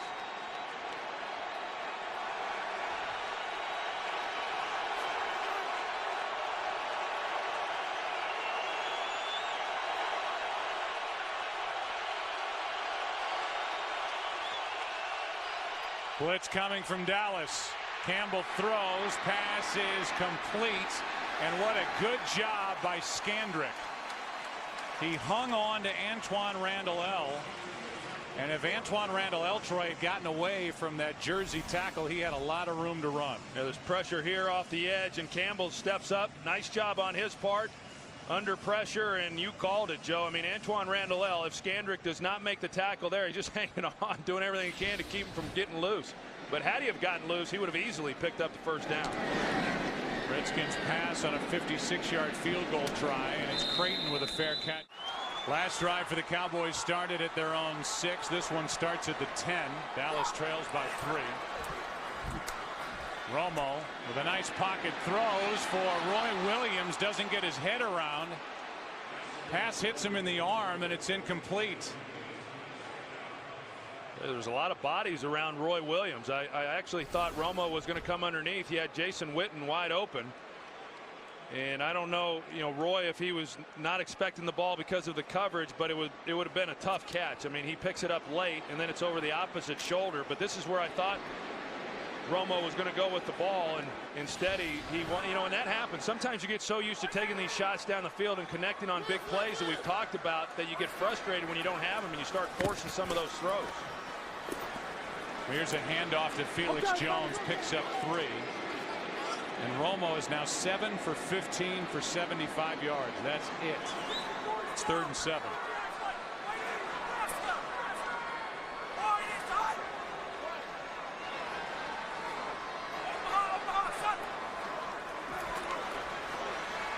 Romo steps up, goes down the sideline, and throws it basically out of bounds, well behind Roy Williams, and it's another 3 and out. And this offense for Dallas is in no rhythm whatsoever. And he had a lot of time to find somebody, and yet nowhere to throw the football, or at least he had no shot with Roy Williams. You know, he just airmailed it and decided that he would throw it away. But the offensive line on that play did a good job in giving Tony Romo time. He just couldn't find anyone. So another punt from McBriar. Good punt with Antoine Randall waiting for it. Makes the grab and gets walloped at the 40. Only 3 points on the scoreboard. They belong to the 3-6 Washington Redskins. Skins have it. Handoff is to Cartwright. Brady James and DeMarcus Ware combined for that tackle, and there's the discussion with two wide receivers, Austin and Williams. All across the league right now in stadiums where games are being played, there's this collection of receivers and wide receiver coaches discussing what they can do to get open on a given route. It hasn't happened yet, but it happened throughout my career. It's happened since the invention of football. 2nd down and 9. Here is Cartwright, lowers his head and pushes the pile to the 45. It'll be 3rd and 5 coming up. Gain of 4 by Cartwright. Why is Cartwright in the game? Well, Liddell Betts left early in the first half, a knee injury, out for the day, and an ankle injury for Chad Reinhardt. And Edwin Williams, a college free agent rookie, is taken over at right guard for Reinhardt. 3rd and 5.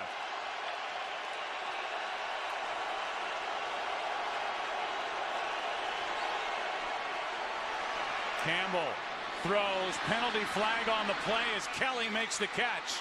Malcolm Kelly down the sideline is out of bounds inside the 20. There is a flag down on the play. Yeah, I think it's going to be called on Terrence Newman. Jason Campbell came out wanting to get the ball to Santana Moss. I actually thought Newman did a pretty good job of getting inside leverage and not allowing Santana Moss to get position. But I think that's where the call came in. And I believe they're going to call it on Terrence Newman. It's a 1st down at the Dallas 19-yard line, a 36-yard catch and run. Holding number 54 defense. That penalty is declined. The result of play is a 1st down. It's actually on Bobby Carpenter, but here was the play, and Terrence Newman did do a good job. He gets inside, doesn't allow Santana Moss to get in on the slant route. That's where Campbell initially wanted to go, but credit Campbell for getting off of it quick enough and then coming back to Malcolm Kelly. That was a big conversion right there for this Redskin offense. 36 yards for Kelly, a career long in his 2nd year, 2nd round pick out of Oklahoma. First time inside the red zone for the Redskins, and a handoff to Rock Cartwright. A loss of 1. Olshansky made the play for Dallas, and he's trying to get this crowd pumped up. But right now, nothing is happening for this Dallas Cowboy team at all. 2nd and 11. You know, and you said it, Joe, that this is the first time Washington has gotten inside the red zone here, you know, against Dallas. And although Dallas has not allowed many opposing offenses trips inside the red zone, over the last 5 games, teams have converted touchdowns 8 of 9 times in this area of the field. And it's a false start. False start. Number 86. Offense. 5-yard penalty. 2nd down. That's Fred Davis. And for Washington, that is 4 false starts in this game. You know, you come into this ball game and you're looking at Dallas and the team that they have and the season that they're having, and you feel that they're the better team because of Washington and the injuries and 3-6. But yet right now, I mean, this Washington should be dominating this game as well as their defense has played. They should be dominating the game, and yet they have really struggled down here in scoring position. And now have to take a timeout with a play clock about to expire.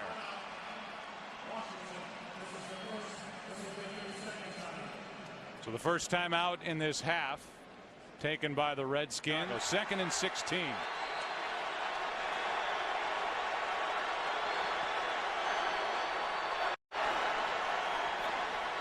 Campbell throws over the middle. Devin Thomas can't get away from Brooking. A gain of just 1.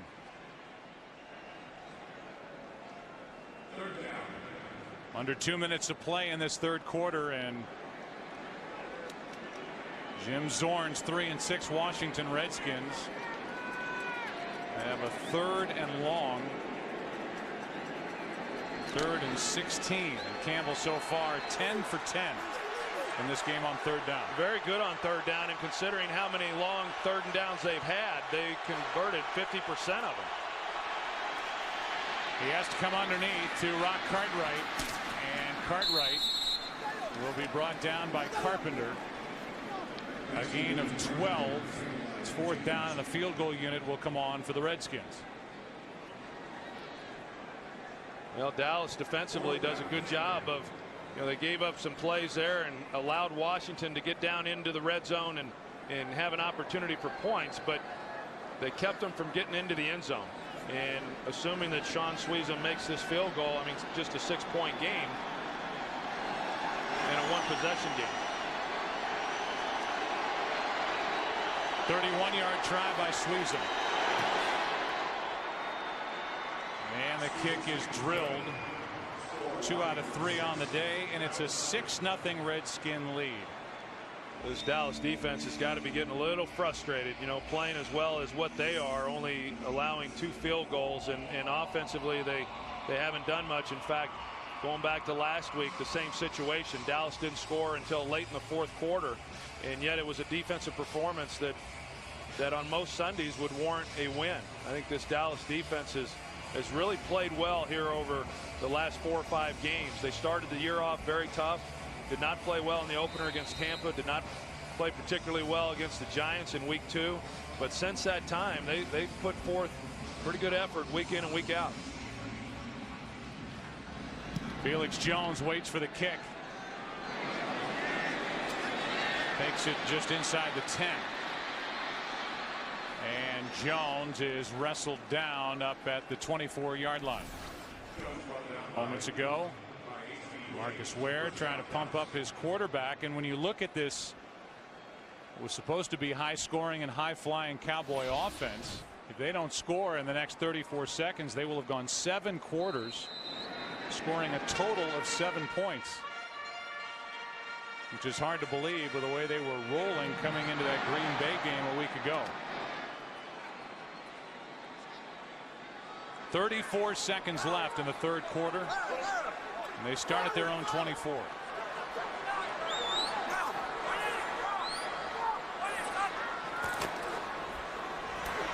Penalty flag on the play as Bennett makes another catch. He's been busy, and Martellus Bennett is brought down just shy of the 30. And this one will be against the Dallas Cowboys.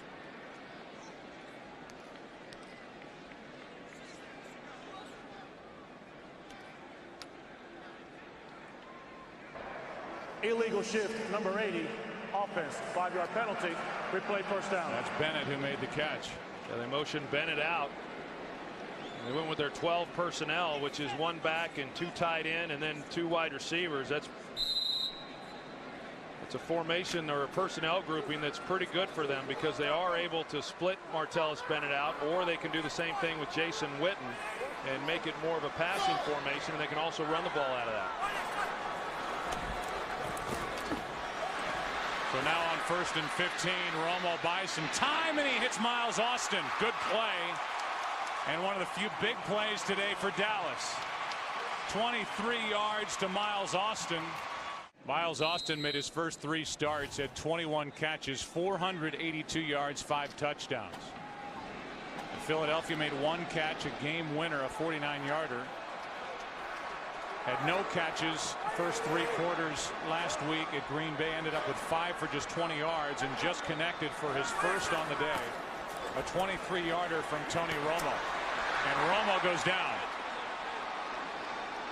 Tony Romo ends up on the ground, a sack and a loss of 5 yards.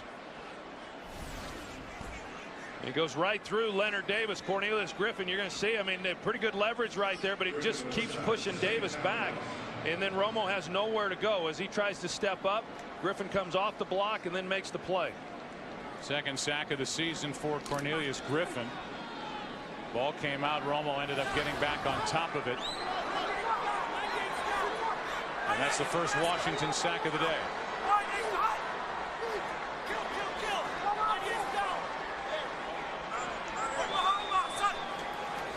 Second down and 15. A handoff to Marion Barber. And Barber has enough for a Dallas first down. 16 yards on 2nd and 15. Well, Washington goes too deep here with the safeties, which means they've only got 7 people to then defend the run, and good blocking up front, and that's why there was the big hole that there was. You get a defense playing coverage, you should be able to run the football. If you can't, you're going to be in for a long day, and the Cowboys executed perfectly. On first down, pass to the sideline. That's for the backup tight end John Phillips, incomplete.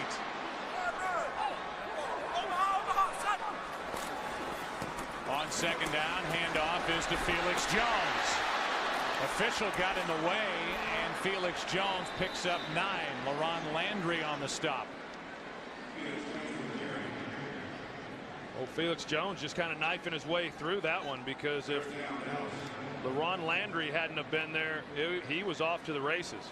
You know, we've talked about Felix Jones coming off the injury. He has not run with the same type of determination that we had seen from him earlier in the season. Has not had the big plays. He wears a knee brace on game day. He does not wear it during the week. I think that has factored in. But he picked his way through that one for a nice game. It's 3rd down and 1. Career high 10 carries in this game for Felix Jones, and what a good play made by the defensive end Andre Carter. He got his hand around the leg of Marion Barber. Barber had a lot of room to run, had a first down in his sights, and a loss on the play as Carter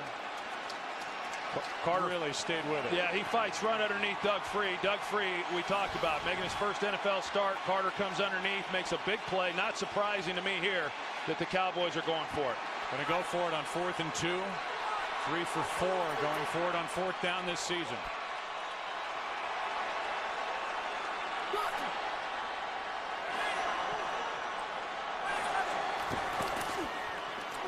Little pump fake from Romo, and now he's in trouble. Just flips too high, intercepted. Pass is picked off by Washington. And it's London Fletcher who missed one in the first quarter. He gets one here. Redskins were going to get it anyway, and there was pressure by the rookie Arakpo in the face of Tony Romo. Well, yeah, and the London Fletcher finally makes the interception, and they lose field position. You know, if he knocks it down, then they because it was 4th down. But Arakpo gets the pressure on Romo, and he's just trying to make a play, and no harm on the interception, but a high ball to Miles Austin. Otherwise, they pick up the first down. But a good defensive stand there by the Washington Redskins. But London Fletcher, 10 tackles, a forced fumble. Now he gets the interception, and a guy who's played in 187 straight games. Has not missed a game since entering the NFL 12 years ago out of John Carroll. Here's a roll to the left by Campbell, and the pass complete to Sellers. And Sellers on first down picks up 6.5 over the left side. Brady James on the tackle. Keith Brooking was out there as well for Dallas. We'll give him 7, 2nd and 3.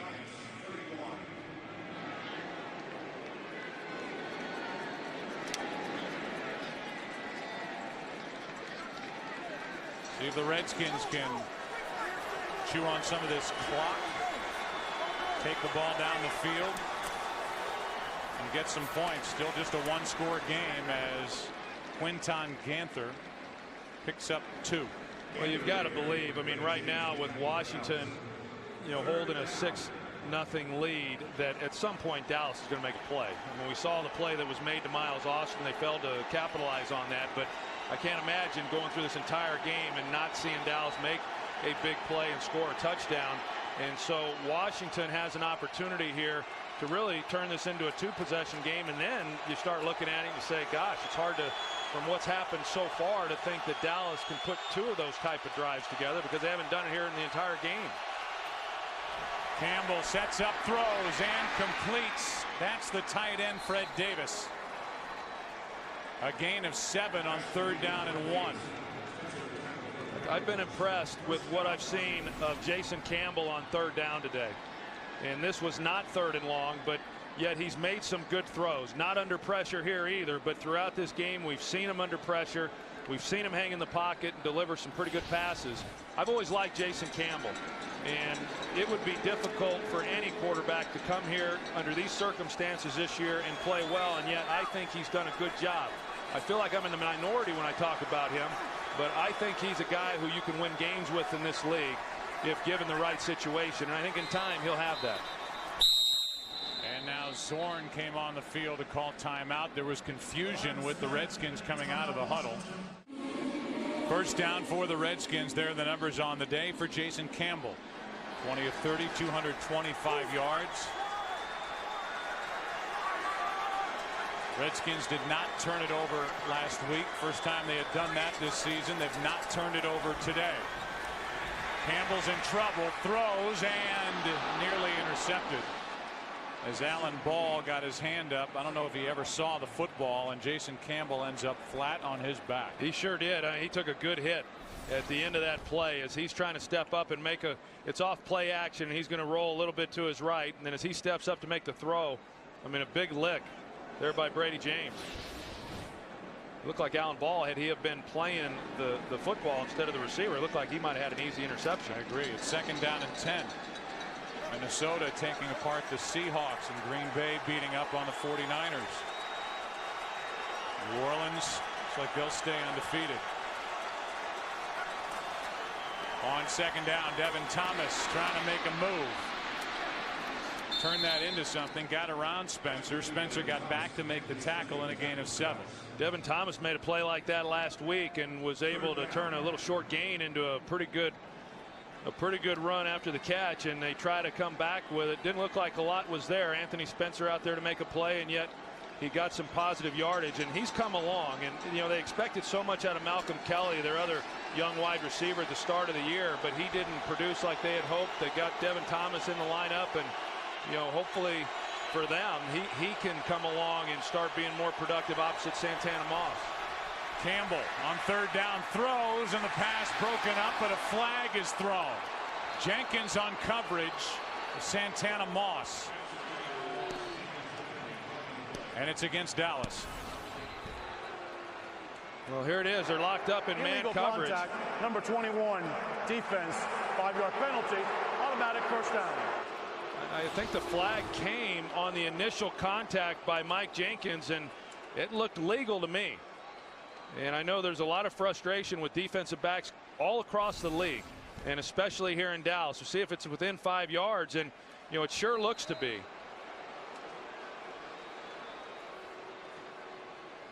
Campbell came out of that last one. I think it was from the hit that he took that we showed from Brady James. But I didn't see the penalty. I disagree with that call. From the 38 on first down, it's Cartwright. And Rock Cartwright right up the middle gets 6. You know, going back to that penalty, I think there is a lot of inconsistency around the league too as to how these officials are going to call it. But what it's really taken out of the game, it's taken man coverage in essence away. I mean, you can't play tight man coverage like you used to, and that rule was put into place so that it would promote more scoring. We're certainly seeing that. I'd like to see him go a little looser on the illegal contact rules. Second down and 4. The handoff is to Cantor. Okay, fellas, all right. He takes it to the 30. Meanwhile, Rock Cartwright now has a career best 135 yards from scrimmage. Doing it with backups and trying to win a division game on the road in Dallas, leading by 6. They're in field goal range and facing 3rd and 2. I think you got to be impressed with Washington, and even last week's win against Denver. And you know, we've talked about it. Everybody's talked about it. This has been a very frustrating situation for them, and yet they've come out and they've played hard each week. Hasn't always been good, but they've played hard, and they're playing hard again today. Third down and 2. Handoff is to Cartwright, and he will not get the first down. Beck went backward 2 yards, a loss of 2. Brady James was in there, Alan Ball. And it's 4th down, and Sweezum can make this a 2-score game. And this becomes a huge field goal, and that's probably why they were running it there, hoping that they could pick up the first down. But if not, at least they don't risk taking a sack and losing much yardage. They did end up losing some, but it didn't take them out of field goal range, knowing their defense is playing so well. If they can turn this into a 2-possession game, you know, right now you've got to like Washington's chances. 50-yard field goal try by Sweezum. And Sweezum missed it. They're the numbers for Sweezum, who actually used to play with the Dallas Cowboys. Now 3 of 9 in his career, 50 or more yards. He's got a big leg, had plenty of distance, but he missed it wide to the right. 50-yard try, and that means Dallas takes over at their own 40. Good starting field position, and Creighton has it go off his left hand, incomplete, with 7:02 remaining in the game. 6-0 Redskins on top. And if you look at the pass distribution, 6 of 9 to the tight ends for Tony Romo. Only 1 completion, that to Miles Austin, to a wide receiver, and 1 for 1 to the running backs. Romo's quarterback rating in this game is 35. 2nd and 10. Underneath, Felix Jones. Rocky McIntosh on the tackle, a gain of 7. Well, I know coming into this game, Joe, Washington, as we said, they were the #1 pass defense in the NFL, only giving up on average just over 160 yards a game. But a lot of people thought maybe it had a lot to do with who they had played this season. St. Louis, Detroit, Tampa Bay, Kansas City. I mean, some teams that just don't throw the ball very well. But they have done a heck of a job. Now, they've been outstanding on 3rd down. Dallas, for the 2nd week in a row, has not been good on this down. Have not converted a 3rd down and greater than 1 yard here today. And Romo is going to do it himself. Bad back, bad hip and all. Dives for the 1st down to the Washington 49. And so throughout all this and the frustrating day, and what is the Cowboys' identity, Dallas is now 49 yards away from a touchdown and an extra point and a lead here this afternoon against the Redskins with under 6 to play. I thought there were some opportunities on some other 3rd down plays that Romo could have gone and got it himself, as he did there. Romo throws and slings it to Jason Witten. Witten is to the 41. Gain of 7. That was such a big missed field goal there by Sweezum. Complete, not only just in not taking a 2-possession lead, but then just also giving Dallas great field position and then a shift in momentum. 2nd down and 3. Pass complete to Miles Austin. Working on D'Angelo Hall, and Austin has a 1st down for Dallas. 5 minutes left in this game. We talked about Doug Free and how was he going to hold up. I think for the most part he's done a pretty good job. You know, he's out there, and I also think that this defensive front is starting to get a little tired for Washington. We've seen Romo with a little more time as this 2nd half has unrolled. 5 straight pass plays have been called for the Dallas Cowboys, down by 6. Now another, and the pass is complete. Tight window for Witten to the 20. Good throw, and the catch by Witten, good for 12. Starting to work Jason Witten in the middle of the field and against zone coverage. He's very difficult then to stop. Working against linebackers, he's as good as anybody in the game in knowing where the hole is within those zones and hooking up. He and Tony Romo are best friends and have great chemistry on the field. 1st down at the 20. Romo throws for Austin. Pass complete. Austin's forward progress to the 9 with another Dallas 1st down. Right now Dallas clearly putting Washington on their heels. And they're doing it throwing the football. It'll be 1st and goal from the 9 after the completion of Miles Austin.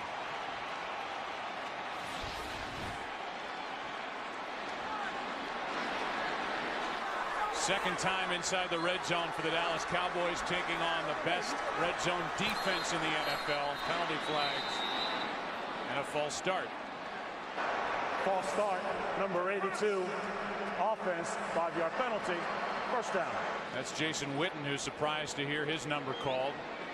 Meanwhile, the only other time the Cowboys have been inside the red zone, they turned it over on the Marion Barber fumble in their second possession. Here's Jason Witten right there. Just started a little bit early, but Washington is also a defense that has not allowed many trips inside the red zone. Unlike Dallas, who has given up a lot of touchdowns once teams have gotten there, the Redskins lead the NFL in keeping people out of the end zone when they get inside the 20-yard line. First and goal from the 14.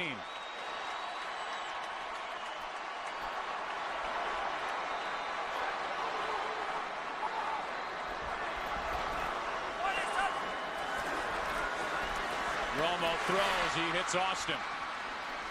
Austin takes it to the 10. Second and goal. Tryon on the stop for the Redskins. I think that's a good play there by Justin Tryon, the second-year player, because where Miles Austin is very effective is once he gets the ball in his hands. He's got great speed, great quickness, but I think what separates him from some of the other receivers is how difficult he is to get to the ground. A couple of times now, D'Angelo Hall also made a tackle on Miles Austin in the open field.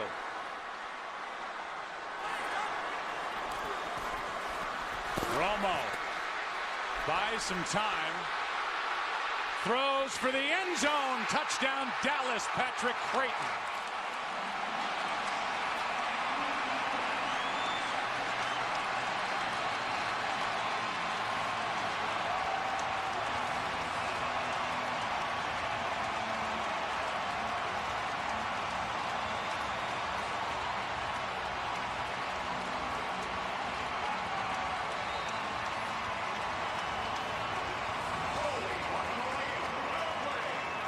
First catch of the day for Patrick Creighton, his third touchdown of the season.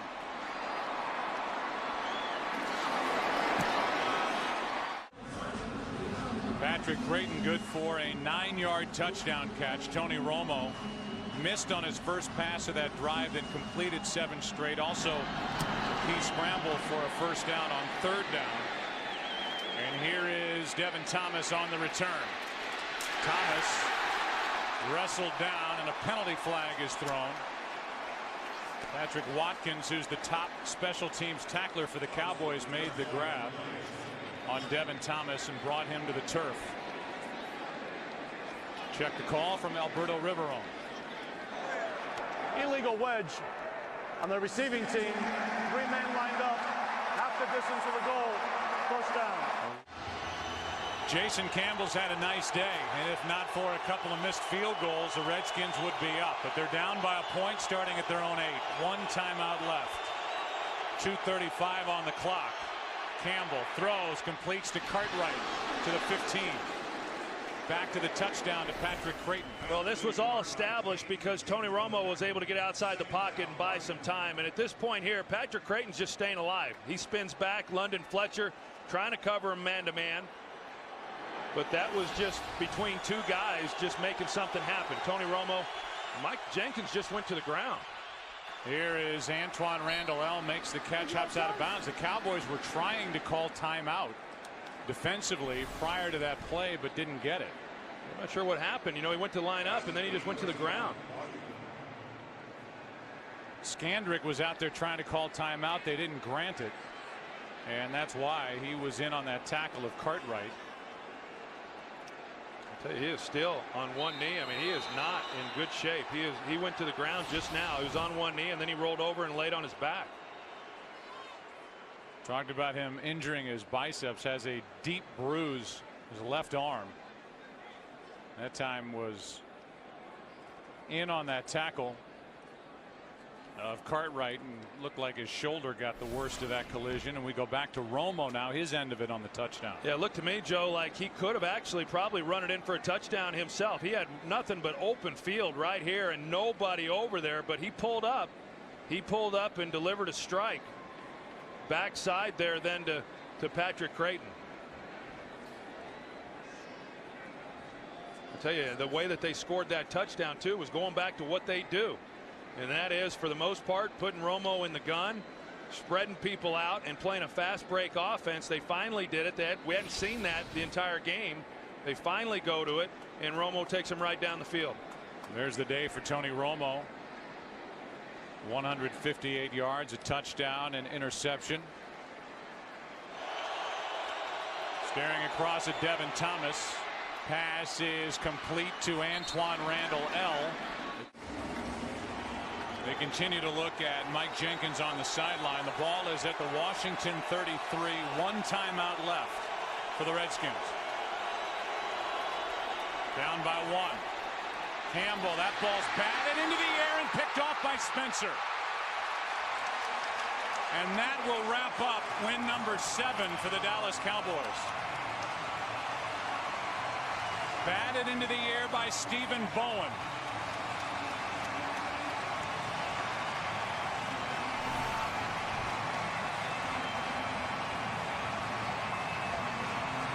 There's some pressure that flushes Jason Campbell out to the left. Looked like, even he could have stayed on the run and picked up yardage. The Dallas Cowboys were in man-to-man coverage. Nobody then accounting for the quarterback, but that's not what happened. He tries to make the throw, and as you said, batted up by Bowen into the middle of the field, and an interception. And because of only one timeout, the Cowboys will be able to run out the clock. So it was a struggle all day long for Dallas. Last time they had it, took over at their 40, went down the field and scored. Now Marion Barber carries it. He's fumbled in this game, but he hangs on, and Washington uses its final timeout. If you look ahead for the Dallas Cowboys, they have a Thursday Thanksgiving game against Oakland. The Raiders at the start of play today are 2-7. Then they're at the Giants with that layoff after the Thanksgiving Day game. And then they've got San Diego at home, at New Orleans, at Washington. This was the big game here, and turning around. I mean, the Cowboys playing at home on Thanksgiving is a big advantage, not just for the Cowboys, but for the Detroit Lions, even though they're not as good a team. And then, of course, the final game being at Denver. But with Dallas winning this game today and then playing at home against Oakland, the Green Bay loss then becomes a distant memory as they head into December in what is a pretty difficult schedule. They hand it off. Marion Barber is stood up at the 35. Redskins cannot stop the clock again. We look at the NFC East. If you give the Cowboys this victory, they're at 7-3. The Eagles, again, they play tonight. Meanwhile, the Giants just had their game tied. The Atlanta Falcons went down the field and with under 30 seconds left tied the game.